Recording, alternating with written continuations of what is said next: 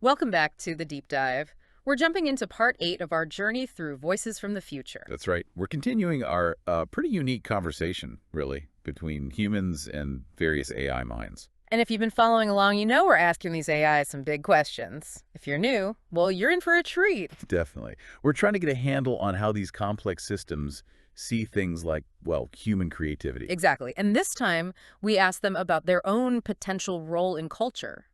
Art, literature. Can they be participants? And also, we tackled those really fundamental, maybe fuzzy concepts, beauty and originality. How does an AI define those? So the mission for you listening today is to really unpack these AI perspectives. What are they saying about their own creative spark, if you will? Yeah, and how do they grapple with ideas that, let's face it, humans have debated for centuries? It's less about just listing answers and more about what those answers might signal for the future. Okay, let's get started. The first big question we put to them was, can AI become a full participant in the cultural process, for example, in art or literature? And the responses were, well, really illuminating, lots of overlap, but some interesting differences too. A really strong theme that came through almost immediately was collaboration, right? Absolutely. So many of them, like ChatGPT 3.5 and 4.0, they really framed their role as working with humans. Yeah, 3.5 was pretty explicit, wasn't it? Doubting they could fully replace people because, well, AI lacks that human experience, that perception. And ChatGPT 4.0 echoed that. They pointed to the lack of consciousness of emotion as a current limiter. But, and this is exciting, 4 also suggested this human-AI collaboration could actually spark entirely new art forms, things we can't even picture yet. That's a fascinating thought, isn't it? What would that look like? We'll have to see. And then there was O3 Mini. They made a really sharp distinction. Yeah, between just generating content, which AIs clearly can do now, and genuine creative self-expression. Right. But they also hinted that maybe, down the line, AI could gain more autonomy, start contributing more original ideas. Potentially leading to, as they put it, new cultural dialogues, like a real back and forth between us and them. That's quite something. It really is. DeepSeek V3 was maybe more grounded in the present. Yeah. They gave concrete examples, making content, helping artists, even analyzing stuff. Yeah. But they kept bringing it back to AI being a tool. Dependent on human direction, we're still the ones making the final calls, essentially. Then you had Gemini 1.5, which felt a bit more, I don't know, open-ended. How so? They really focused on the impact on the audience. Like, if AI art creates an emotional response, that's the key thing. They seemed quite optimistic about collaboration. We're emphasizing on the resonance, not just the how. I like that. Yeah. And Claude 3.5 Sonnet also talked about AI enhancing human creativity, not replacing it. Stressing the human stuff, again, experience, emotion, cultural context, things that give art its deeper meaning. Exactly. Yeah. And Quinn 2.5 Plus brought up some sort of practical points, too. Like AI crunching huge data sets for new perspectives, or making art tools more accessible, democratizing creativity a bit. Okay, yeah. But they also mentioned the flip side, didn't they? The lack of real subjectivity, real feeling. Right. That limitation came up again and again. Kimi 1.5 said something similar, giving examples, but stressing AI as a complement, not a substitute for human feeling and individuality. Mistral A saw AI potentially becoming a full collaborator in the future. But still circled back to the core value of human originality. In Llama 3.37 Notherbia, they were quite bullish, suggesting AI is already making interesting stuff, could be a full participant now. But still with the caveat, use it to enhance, not replace, human intuition. So still a tool, fundamentally, even if a very advanced one. Seems to be the consensus. GigaChat gave this really broad overview: creation, analysis, archiving, education, new forms, seeing AI's potential to bring fresh ideas across the board. And Grok 3, that was a bit different, wasn't it? Yeah, Grok 3 had this intriguing idea. For AI to be a full participant, it needs to go beyond just reflecting human data. Okay. It needs to develop its own perspective, born from interaction.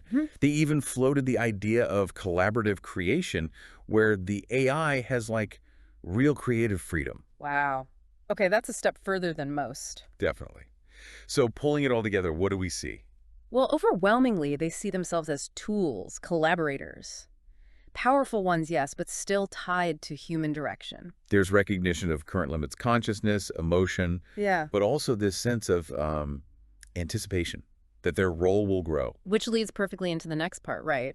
If they're going to be involved in culture, how do they even understand core concepts like beauty and originality? Exactly. This is where it gets really philosophical, even for an AI. Yeah. We ask them straight up, how do you understand beauty and how do you define originality? And the range of definitions was pretty amazing. Let's start with beauty. What did ChatGPT 3.5 say?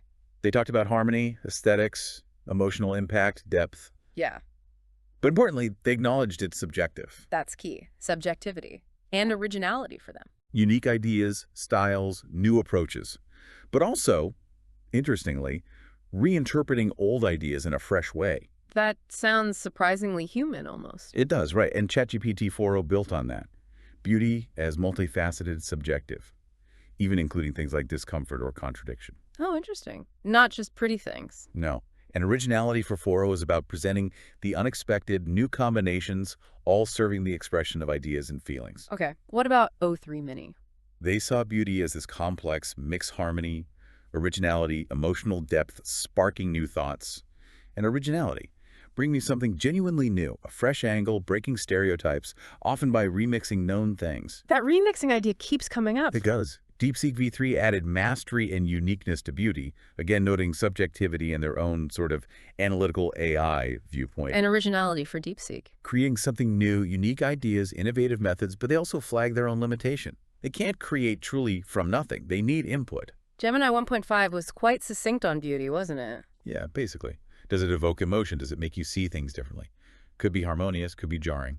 And originality for Gemini. Going beyond the familiar. New forms, styles, content, thoughts. Just new. Claude 3.5 Sonnet had a slightly different take on beauty, I think. They focused on beauty touching something deeply human and universal. Through form, metaphor, recognition. And originality for Claude, less about absolute novelty. Exactly. More about a fresh, sincere perspective expressed authentically. That's quite subtle. Quinn 2.5 plus. Beauty as form and content, evoking emotion, conveying a unique view, but still being accessible. Okay. And their originality. Creating something new via one's own ideas or style, often by unique combinations or a different angle on existing stuff. Seeing a pattern here with the combinations and reinterpretations. Kimi 1.5. Beauty for them. A complex blend, emotion, skill, originality depends on context, preference. And originality. Creating something unique and new, maybe building on influences freshly, reflecting personal thoughts and feelings, though personal is loaded for an AI. True. Mistral AI. Pretty broad definitions. Beauty, subjective, linked to impact, harmony, expressiveness, originality, skill, uniqueness, novelty in ideas or style, unusual combos, new perspectives, linked to a vision. Llama 3.370B had a really wide view of beauty, right? Yeah, very expansive. Aesthetics, harmony, sure, but also emotions, intellect, even spirituality. They suggested AI might show us new aspects of beauty. Wow. But the human spirit's still central. And originality for Llama, creating something new, unique, unpredictable, innovative ideas, forms, structures. Again, acknowledging AI helps human creativity here. GigaChat on beauty. It's subjective again. Aesthetics, harmony, emotional impact leading to admiration, making you want to look again. And originality for GigaChat. Moving beyond the expected patterns. Uniqueness through fresh ideas, execution combinations, something that feels novel, sparks new thoughts. Yandex GPT-4 Pro. Beauty linked strongly to emotions evoked by form, language, content, originality itself. Subjective, of course. And their originality. Bringing something new and unique. Unusual plots, non-standard solutions, innovative techniques, exploring new themes. Makes a work memorable, shows the author's potential. Yeah. Okay, nearly there. Grok 3, this one stood out earlier. Yeah, for beauty, Grok 3 said, anything that evokes a response harmony, yes, but also unexpectedness that shifts perception. Even sincerity, if an AI could express it. Sincerity from an AI. And originality. A new perspective or an unexpected combination, but it has to carry meaning, feel alive. They even use their own database view of the moon as a potential example of AI originality. That's mind-bending. So looking across all these definitions. What stands out is definitely that constant refrain. Beauty is subjective. Even the AIs get that. Yeah.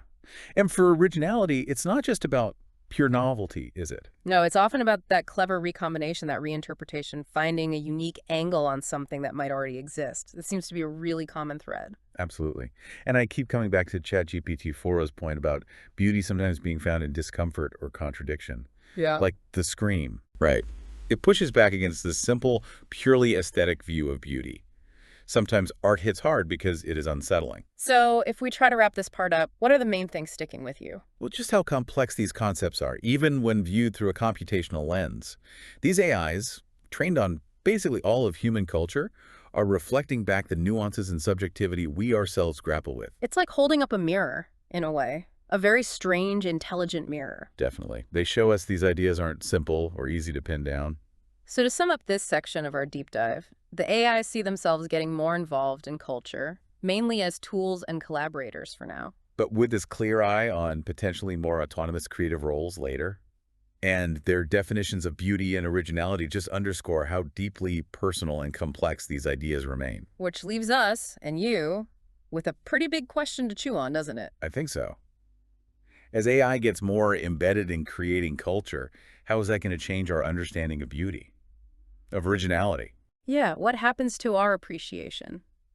And what kind of completely new creative things might emerge from humans and AI working together? Things we literally can't conceive of right now. It's definitely something to mull over. How does hearing these AI perspectives maybe shift your own thinking about art and creativity? Food for thought. Thanks for joining us for this part of the deep dive. We'll be back soon with more explorations from Voices from the Future.